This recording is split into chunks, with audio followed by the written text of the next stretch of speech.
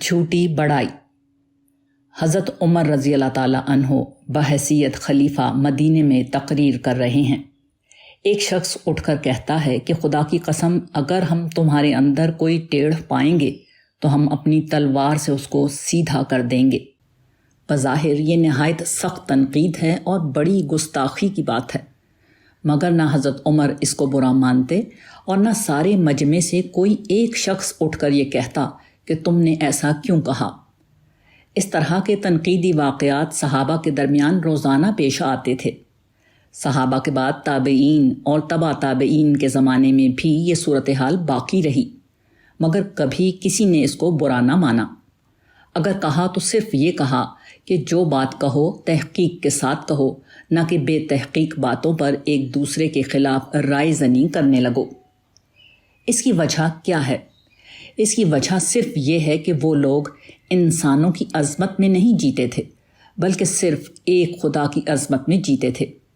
ان کے دل پر اس سے چوٹ نہیں لگتی تھی کہ کوئی شخص کسی انسان پر کیوں تنقید کرتا ہے، کیونکہ وہ بڑائی کا سارا حق صرف خدا کو دیے ہوئے تھے، اور انسانوں پر تنقید کرنے سے خدا کی بڑائی پر کوئی اثر نہیں پڑتا۔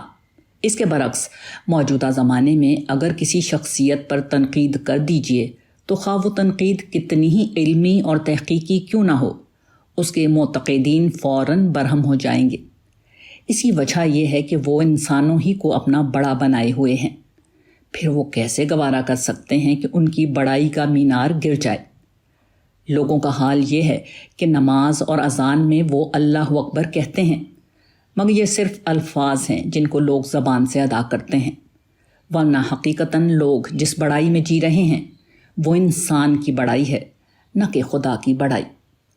لوگوں کو جاننا چاہیے کہ غیر اللہ کی بڑائی میں جینے کا موقع صرف اس وقت تک ہے جب تک امتحان اور آزمائش کی مدت ختم نہ ہو۔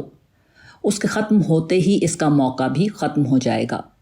پھر جن لوگوں کی غذا انسان کی جھوٹی بڑائی ہو، وہ اس وقت کس چیز کو اپنی غذا بنائیں گے جبکہ تمام دوسری بڑائیاں ختم ہو جائیں گی اور خدا کی سچی بڑائی کے سوا کوئی بڑائی نہ ہوگی جس کو آدمی اپنی غذا بنائے اور جس کے بل پر وہ جی سکے۔